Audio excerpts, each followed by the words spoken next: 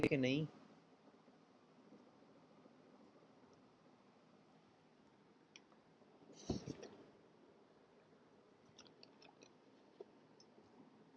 चलें जी, पार्ट 2 है criminality and criminal behaviour. अब जो क्रिमिनलिटी है ना, क्रिमिनलिटी जो है उसका मतलब है कि किसी एक बंदे की नेचर में जो है वो अ, आप देख सकते हैं कि ये यार क्रिमिनल हो सकता है।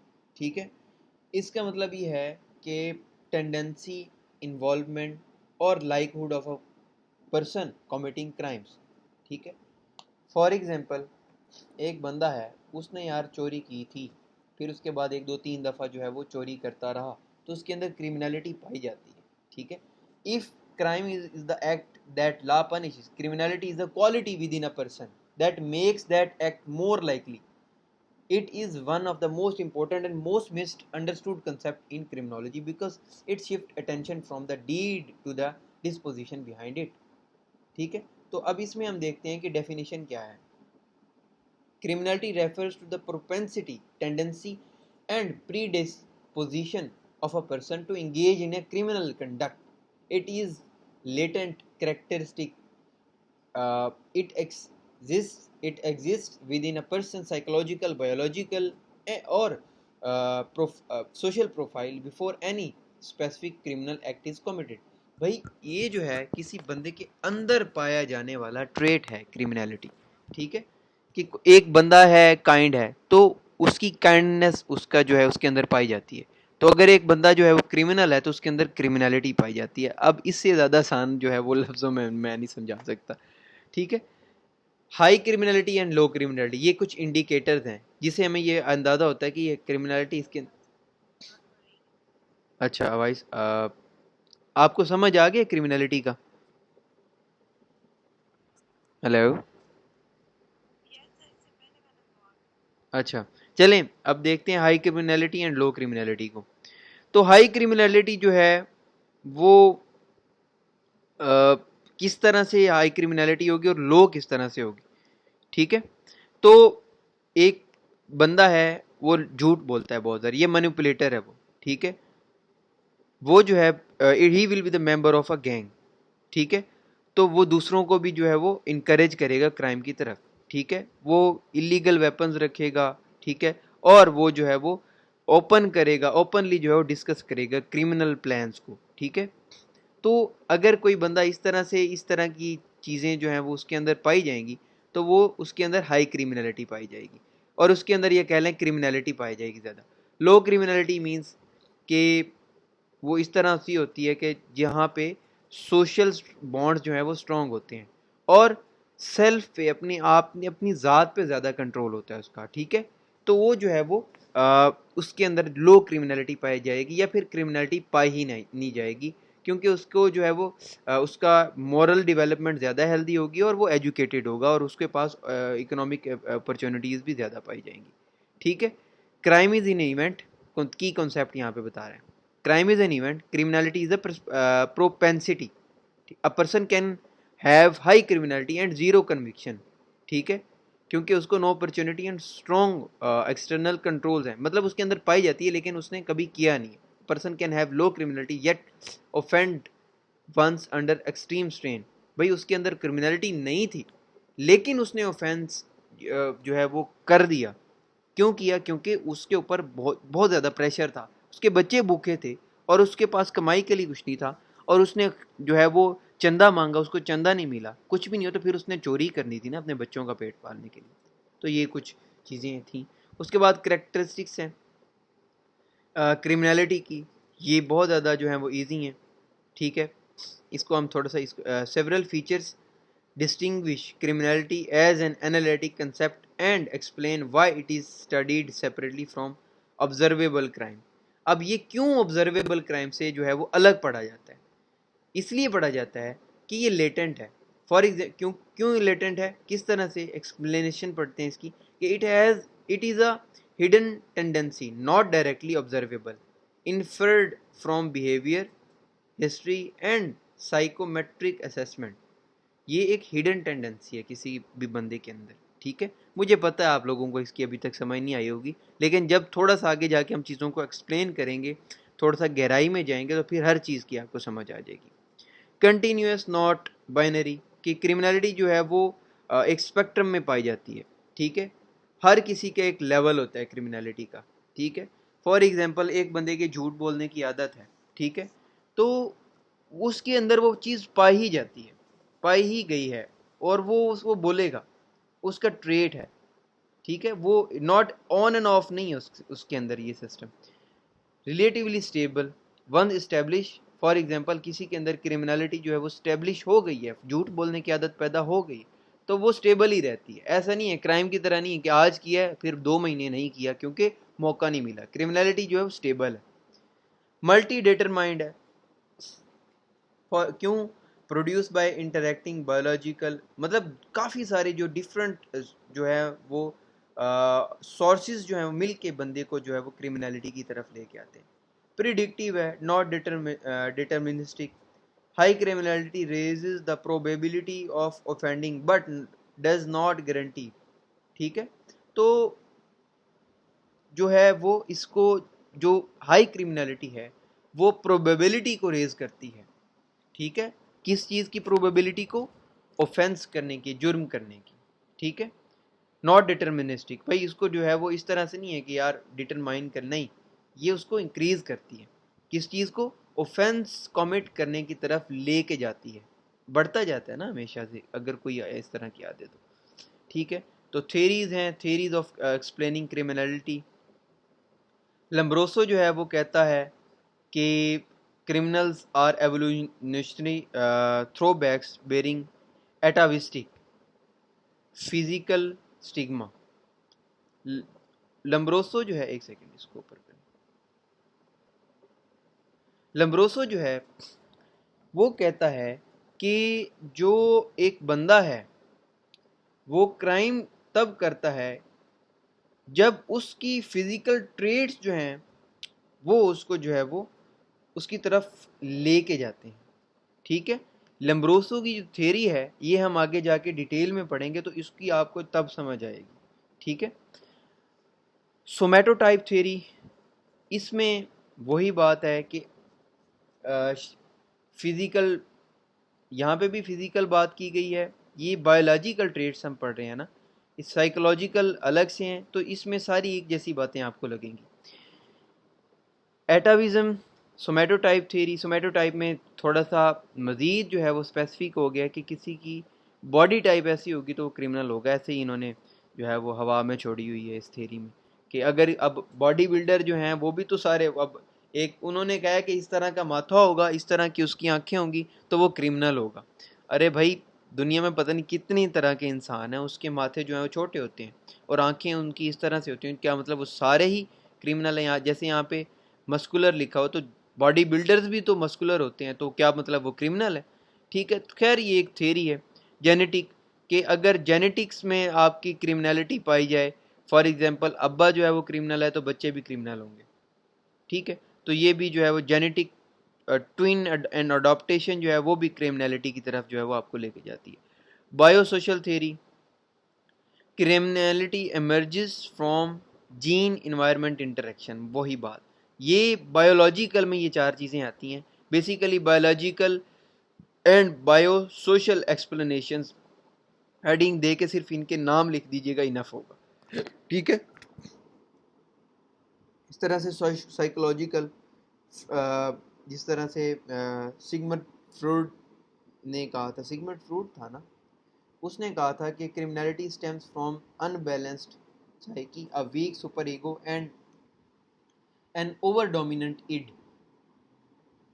अब जो सिगमंड फ्रूड था ना, उसने इड, ईगो और सुपर ईगो की जो है वो उस अपने दी थी कि एक बंदा जो है उसके अंदर जो पाई जाती है, उसको कह लें कि चीज़ों को, चीज़ें जब उसके, या हम अपने इजी वर्ड्स में नफ्स कह लें, ठीक है। तो उसने तीन चीज़ें बताई। एक उसने कहा, एक जो एक इड है, एक सुपर ईगो है और एक ईगो है, ठीक है। इड क्या है? Your basic urges and desires. For example hunger, comfort, pleasure, avoiding pain, ये बेसिक जो है वो डिज़ायर होती है किसी भी बंदे की, ठीक है। तो ये जब ओवर डोमिनेंट हो जाती है कि मुझे ये चीज़ चाहिए, क्या चाहिए जनाब, मुझे ज़्यादा पैसे चाहिए, ठीक है, तो फिर सुपर ईगो वीक हो जाती है। सुपर ईगो क्या है? Your sense of right and wrong, कि यार ये ठीक है और ये गलत है, ठीक है। कोई अगर हम झूठ बोलते हैं तो हमारे अंदर से, दिल से आवाज़ आती है यार ये गलत है, ये ना करो। तो ये क्या है? सुपर ईगो, ठीक है। तो और एक और चीज़ है जो यहाँ पे नहीं है, उसको कहते हैं ईगो, जो कि सिगमंड फ्रॉइड ने कहा, बताया था। और उसमें वो कहता है कि द पार्ट जिसमें आप बैलेंस कर सकें चीज़ों को, कि सही से गलत क्या है और हमें चाहिए क्या। फॉर एग्जांपल, मुझे भूख लगी है, मैंने खाना खाना है, सही वे ये है कि मैं पैसे दे के खाना खाऊं, ठीक है, बाहर से अगर खाना है तो। गलत वे ये है कि मैं चोरी करूं। तो जो ईगो है वो जो है वो बैलेंस करती है चीज़ जो ठीक है उसमें और गलत जो है उसमें, ठीक है। तो ये साइकोलॉजिकल एक्सप्लेनेशन है क्रिमिनलिटी की। पर्सनैलिटी थ्योरी है हाई एक्स्ट्रावर्जन, न्यूरो न्यूरोटिसिज्म और साइकोटिसिज्म, ठीक है। ये प्रिडिक्ट करती है सोशल रूल्स अगर जो है वो पुअर कंडीशन में हो तो जो है वो लोग किस तरह से देखेंगे। बेसिकली आप लोगों ने इसको सोशल लर्निंग एल्बर्ट बंडोरा ने दी थी, जिसमें जो है वो इंसान जो है वो सोसाइटी से सीखता है, साइकोपैथी, ये सारे इनके नाम ही याद कर लें और थोड़ा सा इनको देख लें तो आपको ज़रूरत नहीं पड़ेगी इनकी गहराई में जाने की। सोशियोलॉजिकल एक्सप्लेनेशन, अच्छा आप लोग जो है ना, अगर आपसे थ्योरी क्रिमिनलिटी पे सवाल आता है तो आपने बायोलॉजिकल, साइकोलॉजिकल, सोशियोलॉजिकल और क्रिटिकल एंड लेबलिंग जो है, इनको जो है इनके नाम याद करने हैं। और ये नीचे जो है इनके नाम याद करके इनका आपने फ्लो चार्ट बना देना है। फ्लो चार्ट बनाने के बाद नीचे एक पैराग्राफ लिख देना है। उस हवाले से अपने क्वेश्चन को डील कर लीजिएगा, क्योंकि ये बहुत ज़्यादा हो जाएगा आप लोगों के लिए याद करने में। कंसेप्ट क्लियर कर लें, जैसे ये है सोशल लर्निंग है और ये सारे कॉन्सेप्ट आपको एक दफ़ा क्लियर हो गए तो माइंड में ही रहते हैं। सोशोलॉजिकल एक्सप्लेनेशंस जो हैं वो क्या हैं जनाब? सोशोलॉजिकल थेरीज जो हैं क्रिमिनलिटी पे क्या कहती हैं कि बंदा जो है वो किसी के ऊपर बहुत ज़्यादा प्रेशर आएगा तो वो क्रिमिनलिटी जो है उसका रिजल्ट बनेगी। सोशल डिसऑर्गेनाइजेशन होगी तो फिर भी जो है वो क्रिमिनलिटी की तरफ आएगा बंदा, उसकी क्रिमिनलिटी जो है वो हाई हो जाएगी। आवाज़ ठीक आ रही है सबको? जाग रहे हैं सब?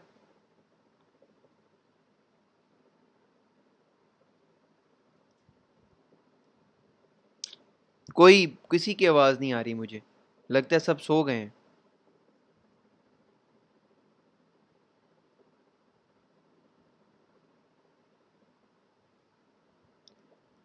किसी की आवाज़ नहीं आ रही, मैं क्लास एंड कर दूं फिर?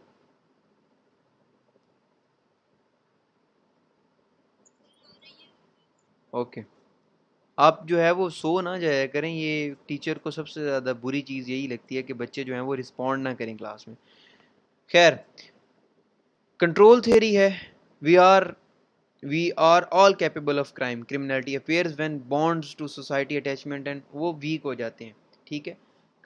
जो एक बंदा है उसको उसके ऊपर सोसाइटी तवज्जो नहीं देगी तो वो कहेगा कि यार मैं जीऊँ मरूँ, मैं जो मर्जी करूँ, जो है वो हिर्शी ने कहा था, तो मैटर नहीं करता, तो वो क्राइम करने लग जाता है, ठीक है।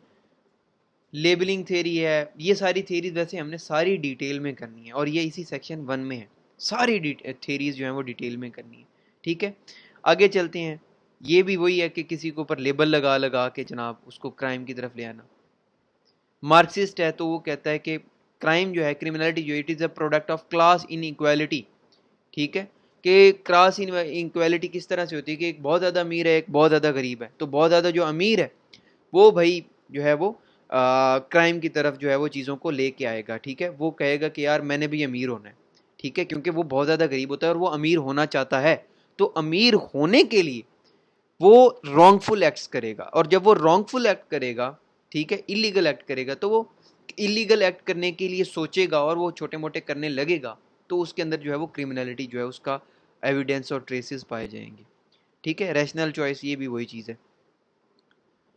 अब पाकिस्तानी कॉन्टेक्स्ट में ये चीज़ें हैं, इसको देख लीजिएगा। क्रिमिनोलॉजी को मैयर किस तरह से किया जाता है, ये कुछ जो है वो मेथड्स हैं या इंस्ट्रूमेंट्स कह लें वो हैं, इनसे जो है वो हम क्रिमिनलिटी को जो है वो मेजर कर सकते हैं। ठीक है, सबसे पहले है PCL और इसकी एब्रीवेशन है साइकोपैथी चेकलिस्ट। ठीक है, इसको साइकोपैथी चेकलिस्ट रिवाइज्ड कहते हैं। ठीक है, इसमें ये होता है कि हम देखते हैं कि जो क्रिमिनल है या कोई जिसके अंदर क्रिमिनलिटी पाई जाती है उसमें क्या क्या चीज़ें नहीं जो हैं वो हैं। ये रॉबर्ट डी हैरे ने दी थी, यहाँ पे हैरे लिया हुआ है सिर्फ।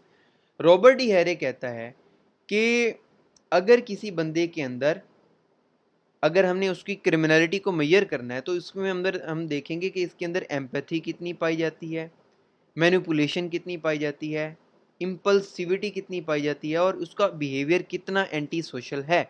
अगर ये सारी चीज़ें हैं तो जो है वो इसके अंदर क्रिमिनलिटी है। तो ये डिफरेंट मेथड डिफरेंट तरीके से काम करते हैं, जिसमें ये PCLR वाला जो रॉबर्ट ई हैरे का है, इसमें ये देखा जाता है कि impersonal effective and lifestyle traits जो हैं और जो चीज़ें मैंने आपको बताई, जो कि lack of empathy, manipulation, impulsivity जिसके अंदर ज़्यादा पाई जाएगी, उसको मेजर करने से उसका डाटा और उसको ट्रेस करके हमें पता चलेगा कि ये बंदा, इस बंदे के अंदर क्रिमिनलिटी है। MMPI जो है ये है, इसका मतलब है मिनीसोटा मल्टीफेजिक पर्सनैलिटी इन्वेंट्री। ठीक है, इसमें ये होता है कि वही पर्सनैलिटी ट्रेड्स जो हैं वो आइडेंटिफाई करवाते हैं कि वो क्रिमिनलिटी जो है वो किस तरह से वो है। फॉर एग्जांपल, इसमें जिस तरह से साइकोपैथी प्रोफाइल सामने रखी जाती है, इंक्लूडिंग एंटी सोशल टेंडेंसीज, तो इसमें ये देखा जाता है कि वो बंदा, एक second, why she is calling me. Okay,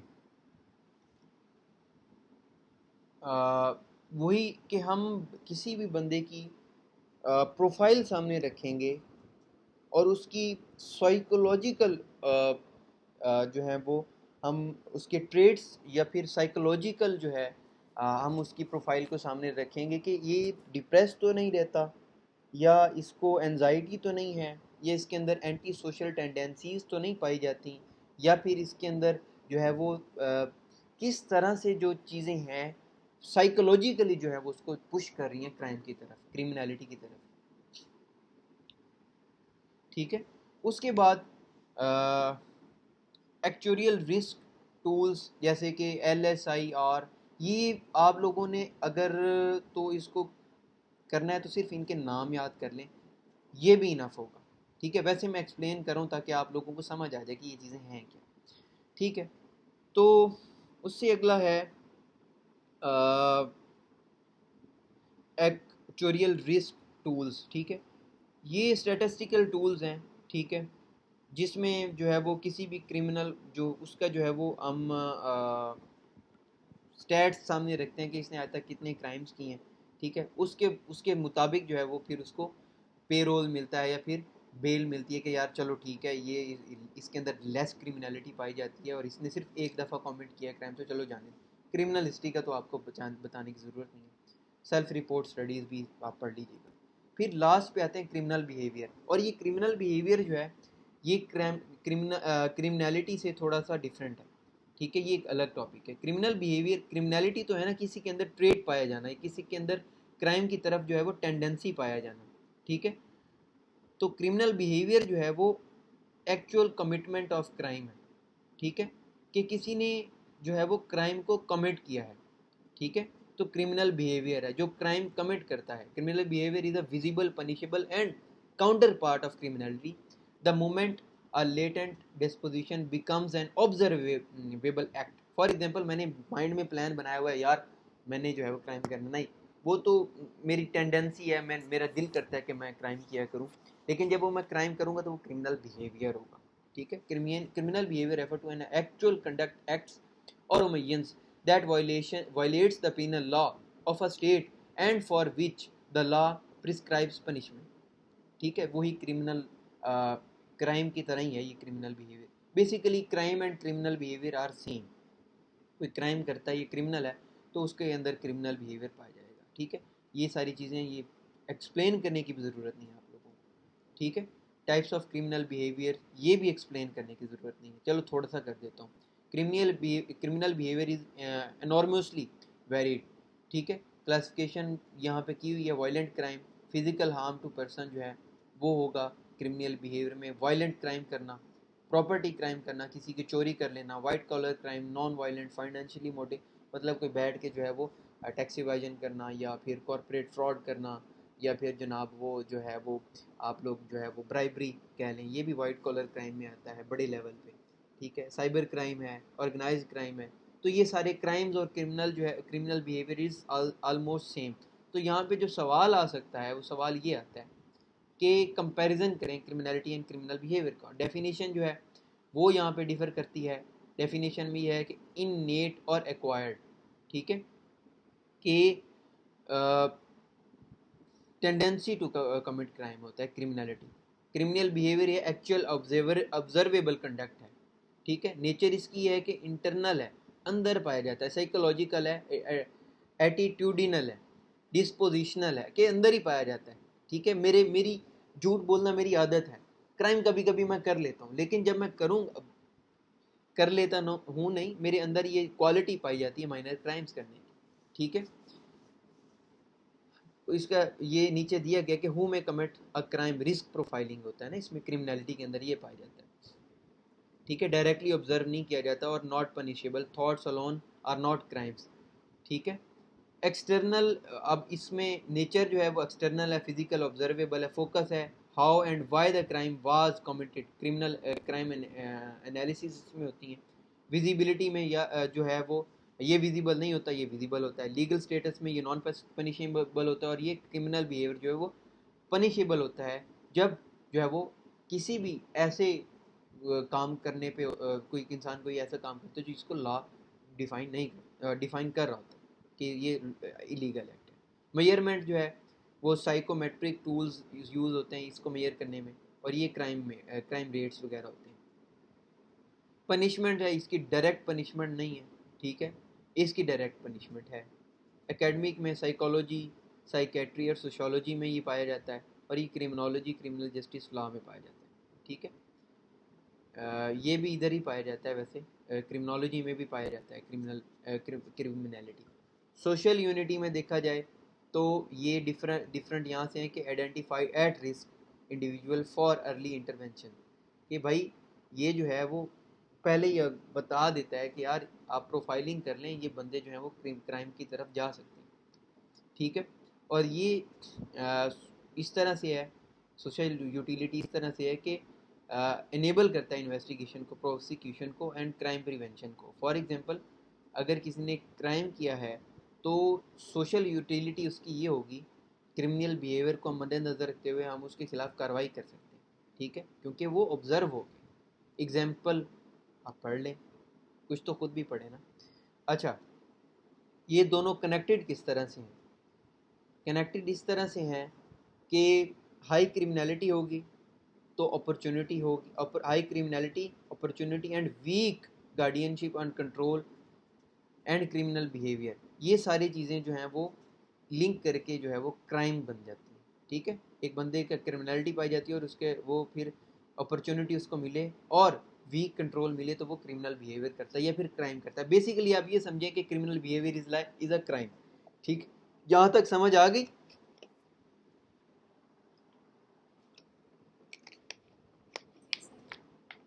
चल ठीक है, आगे चलते हैं। अच्छा, क्रिमिनोलॉजिकल थेरीज हैं, ये वैसे हमने डिटेल में, फुल डिटेल में पढ़नी है, लेकिन थोड़ा सा मैं आप लोगों को आइडिया दे देता हूँ।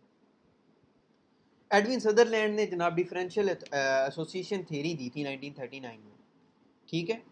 और उस थेरी में वो कहता है कि जो जो लोग हैं वो क्रिमिनल बिहेवियर जो है वो उनसे सीखते हैं जिनके साथ वो वक्त गुजारते हैं। ये सारा इसका मैंने इजी करके आपको बता दिया कि क्रिमिनल बिहेवियर हम जो है वो सीखते हैं अपनी इर्द गिर्द के लोगों से, ठीक है।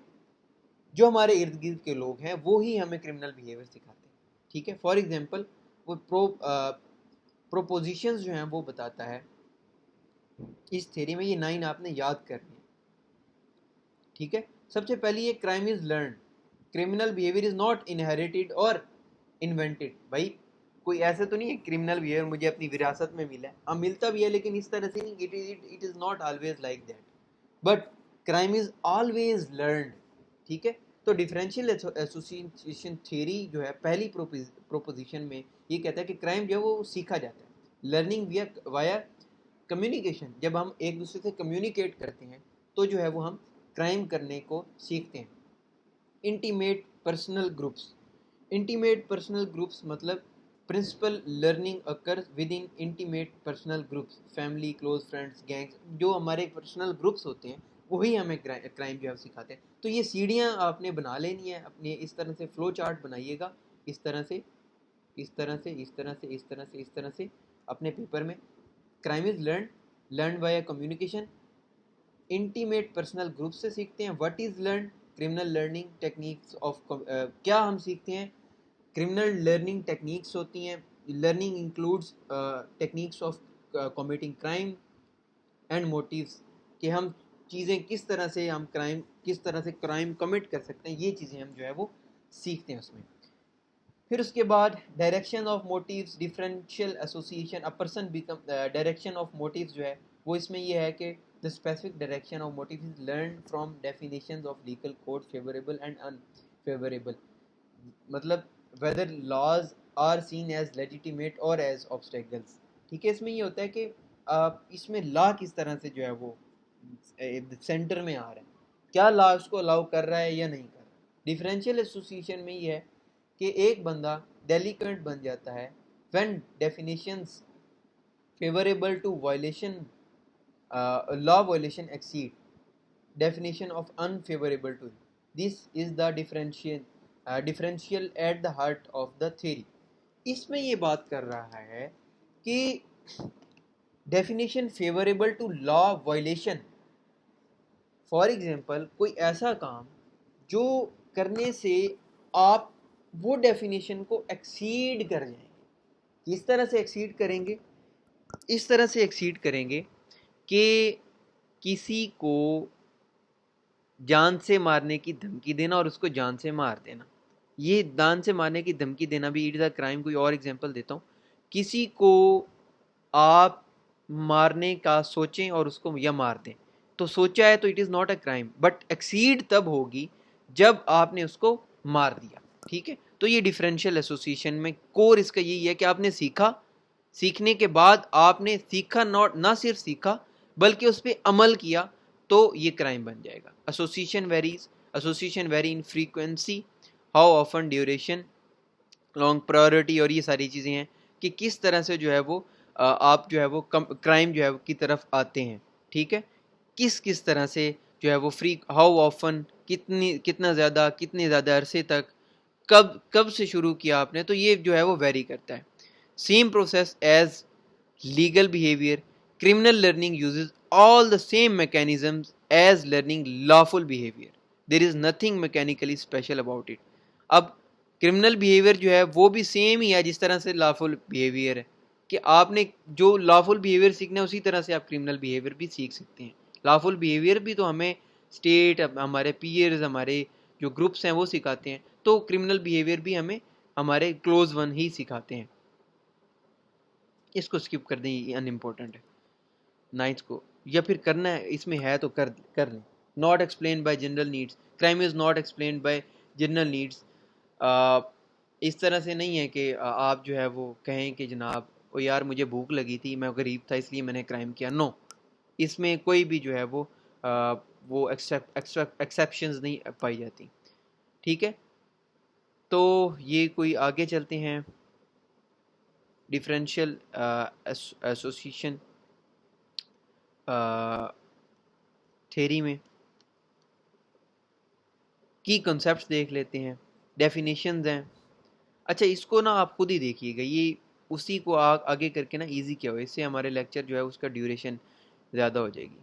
क्रिटिसिज्म है तो ये भी है कि इग्नोर्स इमोशंस, अनटेस्टेबल है, ignores biology, ignores individual differences, तो वही है ना कि it can not explain crime of passion, rage, sudden opportunity. तो ये सारी चीज़ें, जो चीज़ें इनमें नहीं पाई जाती, बेसिकली इस थ्योरी में जो क्रिटिसिज्म है वो यहाँ पे दिया गया। ठीक है, इसको काट दें। अब ये पाकिस्तानी कॉन्टेक्स्ट में जो है वो अप्लाई किया हुआ है, तो इसको आप पढ़िएगा तो इसको आपकी इस जो है इसकी समझ आपको आसानी से आ जाएगी। ठीक है, कंक्लूजन है तो वो जो अब तक हमने सारा पढ़ा है यहाँ पे मैंने दिया गया, और ये रेफरेंस है फॉर फर्दर रीडिंग। ठीक है, ये भी एट दी एंड आपको मिल जाएंगे। तो बेटा अब आप लोग जो है इसको जो है वो ज़रूर यूटिलाइज़ करें। It is an opportunity. जो मेरे स्टूडेंट्स हैं वो इसको सीरियस लें, और जो मेरे स्टूडेंट्स नहीं हैं उनको मैं रिकमेंड करूँगा, या फिर उनको मैं जो है वो ये जो है वो मैं कहूँगा कि आप लोगों को अगर इस तरह की अपॉर्चुनिटी इतनी कम फीस में, यहाँ तक कि मैंने ये तक जो है वो ऑफ़र दिया किया हुआ है कि अगर आपके पास फ़ी नहीं है आप एनरोल हो जाएं, चाहे आप ना फ़ी पे करें, बस एक डेट बता दें कि at that date section 2 end होने से पहले, मतलब टोटल 4 है ना, तो सेक्शन 2 से पहले पहले सर मैं इस डेट को, या फिर मैं इस दिन जो है वो फ़ी जमा करवा दूंगा, सारी जमा करवा दूंगा, या मैं आधी अब करवा रहा हूँ, लेकिन आप लोग ज्वाइन करके इस चीज़ को जो है वो समझें, क्योंकि आपको इस तरह की चीज़ें आपको मार्केट में, बुक्स में, या आप जितनी मर्जी रिसर्च कर लें, आप लोगों को इस तरह से नहीं मिलेगा। इसके ऊपर जो मेरी मेहनत हुई, I can not explain in words. बहुत ज़्यादा मेहनत हुई है मेरी इन चीज़ों इसके। ये तो सिर्फ एक सेक्शन के, एक टॉपिक के जो है वो नोट्स हैं, बाकी पूरे क्रिमिनोलॉजी के जितने भी नोट्स हैं वो सारे इसी तरह से। तो जो है वो आप लोग, जो मेरे स्टूडेंट्स हैं वो जो है उनको, उनके साथ मेरी रात को मीटिंग हुई थी गूगल मीट पे। सॉरी, इंडिविजुअल वालों की बात करूँ, क्रिमिनोलॉजी वालों के साथ मैं अब करूँगा, आज या कल मीटिंग करूँगा, और उसमें जो है मज़ीद चीज़ों को एलेबोरेट जो है वो मैं करूँगा। और आप लोग जो है वो इस चीज़ को जो है वो स्टार्ट कर दें अब, और लेट ज्वाइन करने से बेहतर होता है। कुछ लोग ऐसे हैं जो कह रहे हैं कि हम जो है वो इस दिन से स्टार्ट करेंगे, तो उससे बेहतर है ये है कि आप अभी से कर लें। ठीक है, अभी से करने का फ़ायदा ये होगा कि साथ साथ जब बंदा चलता है तो आप जो है वो क्वेश्चनिंग, और एक जो है वो साइकिल जो है वो सही तरह से चलती है। ठीक है, तो best of luck. This is my phone number too, if you want to get enroll. ठीक है, ये इसको मैं इधर लेके आता हूँ। ठीक है, तो अगर किसी ने एनरोल होना है तो इस नंबर पे रब्ता करके एनरोल हो सकता है। और जो है वो बाकी अगर मैं आपको जनरल डायरेक्शंस दे देता हूँ, अगर आपने क्रिमिनोलॉजी खुद से करनी है तो। ठीक है, अगर आप खुद मेहनत करना चाहते हैं, इस तरह से है कि सबसे पहले तो आपने जो है वो एक टॉपिक सिलेक्ट करना है। फॉर एग्जांपल क्राइम है तो हमने क्राइम को सिलेक्ट कर लिया। सबसे पहले तो हम जो है वो कोई एक दो बुक्स लेंगे, दो कम से कम बुक्स लेंगे। ठीक है, किसी भी ऑथर की 2 से 3 बुक्स लेंगे। ठीक है, 2 से 3 बुक्स लेने के बाद आप इधर से जो CSS का सिलेबस है, चलिए मैं कर भी देता हूँ। जो मेरे स्टूडेंट्स हैं वो लीव कर सकते हैं क्लास को, जो मेरे स्टूडेंट्स नहीं हैं मैं उनको जो है वो सिखाने लगा हूँ कि किस तरह से जो है वो खुद से क्रिमिनोलॉजी को कर सकते हैं, अगर उन्होंने कोई बैच वगैरह ज्वाइन नहीं करना तो। ठीक है, ओहो, यहाँ पे पता नहीं है, हाँ ये है। ठीक है, तो आपने सबसे पहले सिलेबस एक साथ, एक हाथ पे सिलेबस रखना है, एक हाथ पे आपने जो है वो रखना है ये बुक्स रखनी है 2 से 3। ठीक है, और ऊपर उसके साथ जो है वो आपने ये वाले जो है रेफरेंसेस हैं इनको सामने रख लेना है। अब जो टॉपिक आपने सिलेक्ट किया है बुक से, वो उस सिलेबस से उसको अपनी हेडिंग देनी है। बुक से उसकी हेडिंग्स देखनी है कि इसके अंदर कितनी हेडिंग्स है और इसकी डायरेक्शंस क्या है। ठीक है, फिर उन डायरेक्शंस को आपने लिस्ट बना लेनी कि हाँ ये डायरेक्शंस हैं। फिर उसके बाद आपने उन डायरेक्शंस के ऊपर रिसर्च करनी है, उनकी हर हर जो उनकी जैसे ये डायरेक्शंस हैं। ठीक है, ये डेफिनेशन हो गई, फिर उसके डायरेक्शन मींस के एक टॉपिक है उसके अंदर मैंने कौन सी हेडिंग्स ऐड करनी है, उनको डायरेक्शंस कहते हैं। ठीक है, तो इसके अंदर जनाब ये है ना, crime socially religiously and legally, और उसके बाद एलिमेंट्स ऑफ क्राइम है, उसके बाद सप्लीमेंट्री कंसिडरेशंस हैं, grades and classification of crime. अब ये आपको नहीं पता होगा कि ये सारी चीज़ें क्राइम वाले टॉपिक में ऐड करनी है। तो ये सारी चीज़ें आपको जो है वो मिलेंगी कहाँ से, आपको मिलेंगी डिफरेंट बुक्स से। उनसे आप हेडिंग्स निकालेंगे, फिर आप उन हेडिंग्स के ऊपर रिसर्च करेंगे। ये वाले जो वेबसाइट्स हैं यहाँ पे जाएंगे, यहाँ पे जाके यहाँ से डाटा एक्सट्रैक्ट करेंगे और फिर वो आप अपने नोट्स में डालेंगे। उन नोट्स में डालने के बाद मज़ीद इम्प्रूवमेंट करने के लिए आप यूट्यूब के लेक्चर्स देखेंगे उस टॉपिक के ऊपर। और जब आप उस टॉपिक के ऊपर यूट्यूब पे लेक्चर देखेंगे तो आपको न्यू चीज़ें जो हैं वो मिलेंगी। जब आपको न्यू चीज़ें मिलेंगी तो उससे आपको जो है वो मज़ीद नोट्स में ऐड करें। तो क्रिमिनोलॉजी इसलिए थोड़ा सा टफ सब्जेक्ट है कि आपको परफेक्ट डाटा जो है उसके लिए बहुत ज़्यादा स्ट्रगल करनी पड़ती है, लेकिन एट दी एंड जो है जब आप मेहनत करते हैं तो उसका फल ज़रूर मिलता है, आपको मिल जाता है।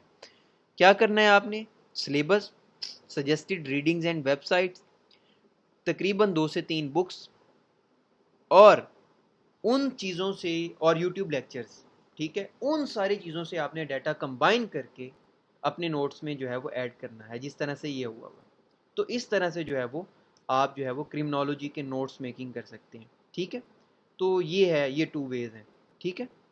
तो उम्मीद है कि मेरा ये लेक्चर जो है वो आप लोगों के लिए फ़ायदा मंद रहा होगा। मिलते हैं जो है नेक्स्ट जो लेक्चर में, जो मेरे स्टूडेंट्स हैं।